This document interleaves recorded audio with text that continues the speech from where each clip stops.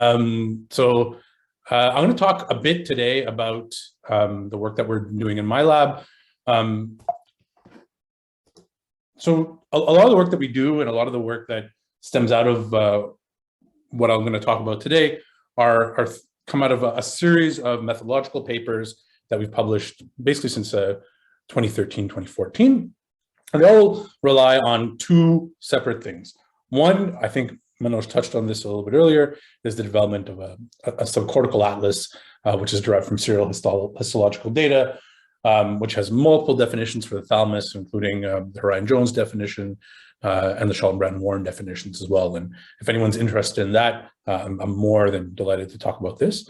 But the second part of this is a multi-atlas framework that we developed back in 2013 and have refined over several years. And I think the takeaway for this is that, and that's what I'm going to kind of use today, is that our goal is to take multiple difficult to use atlases, and if we have a subject on the right here that we're looking to segment, we can create multiple nonlinear deformation mappings between our atlases and that individual subject. And we can use that, one, at the voxel level for segmentations, and two, the deformation fields are advantageous in terms of shape mapping. And that's what I'm going to talk about a bit today. The other thing is that, I don't think I need to explain this or justify this to the group here, but relative to the cortex, the subcortex is very widely understudied, and the thalamus in particular. And some beautiful talks today talking about how the thalamus is just so much more than a relay center, and it's involved in multiple facets of cognition. And we'll touch a bit upon that today in my talk as well. And so one of the things that got us interested in other dimensions of subcortical shape and subcortical morphology was this initial study we did with Armin Rasnahan, where we tried to mirror what was done in development of the cortex by examining subcortical structures. So this is a now famous study demonstrating cortical gray matter loss throughout the developmental process using longitudinal imaging data. And we worked with my good friend and colleague here, Armin Rasnahan, to redo this in the striatum, the pallidum, and the thalamus, and creating some benchmarks relative to the cortex. So what you'll see is that by the age of 10 or 12, in the thalamus in males and females, effectively, there's a monotonic increase, but it'd be tough to convince me that there's much going on in terms of volumetric change after the age of 10 and 12, even though these dark dots here represent peak volume attained in those structures as a group. So we use those mappings that I showed before to map one specific phenotype, which is the areal expansion and contraction of these structures. And what I'm going to show you is that absent these volumetric differences, you actually do get morphological changes that can be captured if you look at fine-grained and fine-resolution versions of the phenotype. And so here what you see is that there is this kind of subcortical expansion, which is happening in red, and a subcortical contraction, which is happening in blue, across the thalamus, across the striatum, and across the pallidum. And so this was an interesting finding at the time, and led to and we've since replicated this and looked at it in the context of a number of neurodevelopmental disorders, and we do see this morphological difference as a very interesting and consistent phenotype across neurodevelopmental disorders.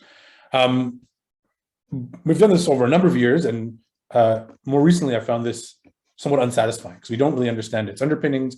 We don't understand what it means behaviorally. We don't understand if it's biology either. So this is what I'm going to talk a bit about today. I'm going to do that by looking at three different analyses that are part of a larger study. One is looking at the heritability of this phenotype, looking at the evolutionary underpinnings of the subcortical structure, and then combining the mapping of evolution, heritability, and behavior. And a lot of this tries to piggyback off of what's been done in the cortex and take many of those methods and adapt them to the particularities of the subcortex. And so many of those methods I'll touch upon today. And so the work that I'm showing you was initially carried out by a very, very bright graduate student in my lab named Nadia Blostein. And in about the 9-ish minutes that remain, I'm going to give a very high-level overview of multiple years of work that she's undertaken. And you'll see just the the level of commitment she's put into this really wonderful project. So initially what we did is we took data from the Human Connectome project to start looking at heritability of these subcortical structures. For those of you who are not familiar with the Human Connectome project data set, it has a sibling and twin and non-twin, sibling-based and non-twin and, monozygotic and dizygotic twin design in the data collection, which allows us to do a really good job of mapping heritability of these structures.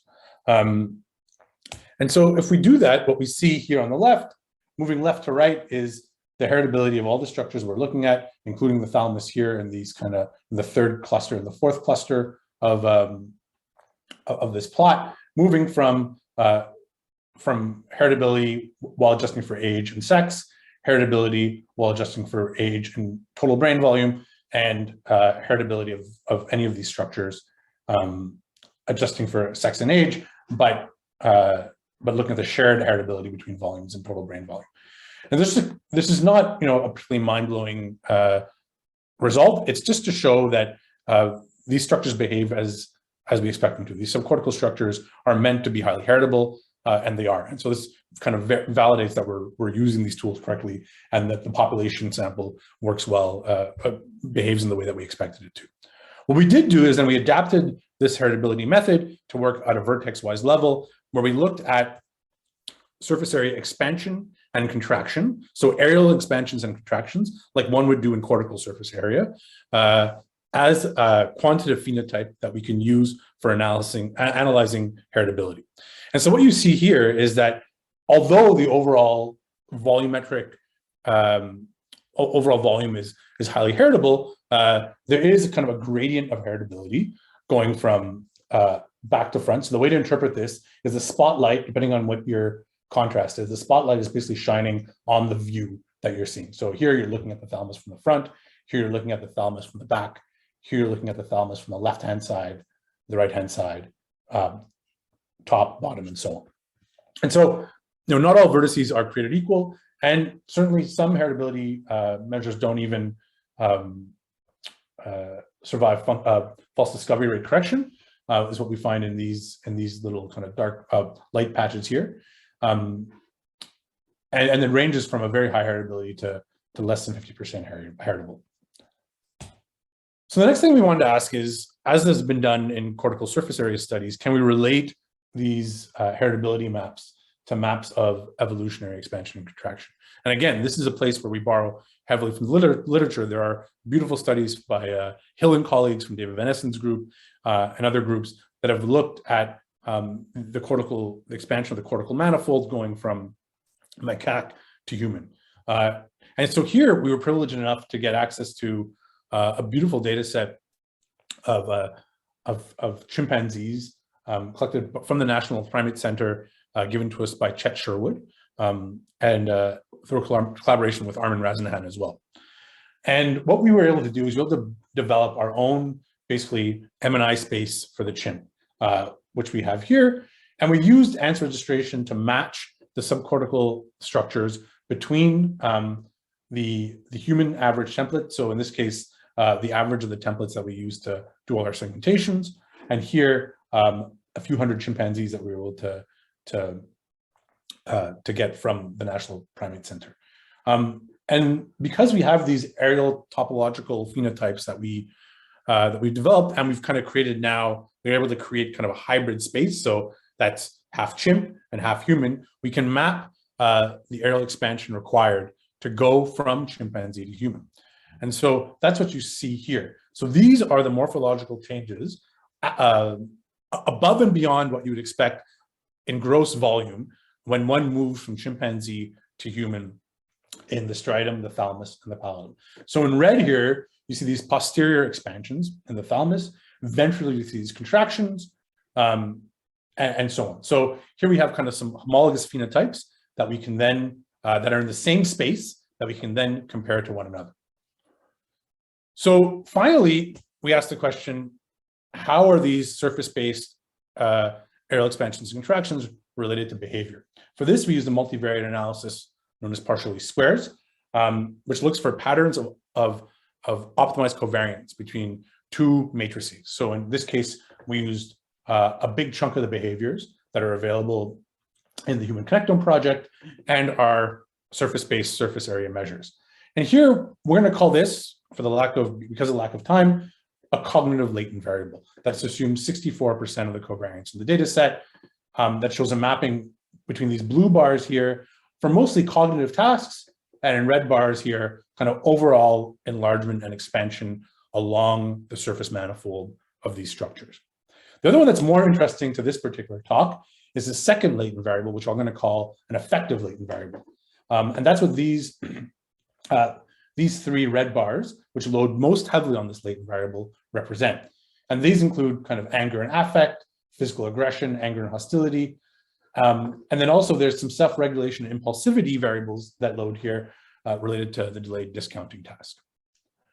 So what we have now are maps everywhere. So we have a map for heritability. We have a map mapping the change that goes from chimpanzee to human during evolution. And now we have these behavioral maps. And so the point is, the question is, how do we reconcile all these different architectures to better understand how they may fit together, to understand kind of what is this phenotype of interest really telling us when it comes to development and heritability. And so for this, what we did is we adapted the Aaron Alexander block spin test. Some of you may know this as a way of comparing cortical maps. So let's say you had a cortical map of heritability and a cortical map of gene expression from the Allen Brain Institute, or a default mode network. What you would do is you would inflate the topology of those structures to a sphere, which is what we've adapted this test to do. And then you would spatially permute that map across that sphere while preserving the vertex to vertex topology and the autocorrelation in the data. So it's a powerful way of asking the question, are two maps from disparate analyses, are they related to one another or not? And you do that permutation 1,000, 2,000, 5,000, 10,000 times, and you create a null distribution, and you ask the question, is this correlation that I see occurring above and beyond chance based on this permutation test? And so when we do that in an effort to try to get, to create a homology between all these different findings, you get correlations that look like this. I'm going to focus in, obviously, on the thalamic finding that we have here. And that shows, and I'm going to relate it back to these three different maps. So what you see here is a very modest correlation related to heritability and this effective latent variable that I talked about before, suggesting that while there is this potentially a genetically modulated relationship between thalamic structure and the structure that modulates or that is responsible for or underlying some of the effective behaviors that I showed you before, it is very subtle. I wouldn't make too much of it. I found what was very interesting for us was that there was this very strong negative correlation between cross-species differences and that effective latent variable as well. So regions that tend to expand are smaller, so are contracted in individuals who load highly on that effective latent variable. So we're showing much higher indices of aggressive behavior, anger, and so on. So this is new data. I'm very excited to get any feedback that you might have. And our goal now is to kind of look at the connectivity of these regions using a disparate array of techniques to better understand how these regions may be related to other structures that are related to effective behaviors in the brain. So finally, just to conclude, our conclusions for now are that subcortical volumes are highly heritable. Our localized morphology measures demonstrate topologically specific patterning of heritability, and there's a putative inverse correlation between regions of high heritability and structures that are specific to chimp to human aerial expansion and that are related to aerial behaviors. So finally, I'd just like to thank all the members of my lab who are wonderful people and work very hard, especially in this very challenging time. A number of collaborators that have helped us on this project. This includes Branislav Misic at the Montreal Neurological Institute, Armin Raznahan, who I work with, and Jason Lurch, who I work with very often, and finally Chet Sherwood, who helped us with the chimp data. And of course, my family for putting up with me most of the time when we're working late, or in other times traveling, or have late calls or weekend calls and that kind of thing. My funders, and finally, be very happy to take your questions, but I think we're taking questions later on, correct?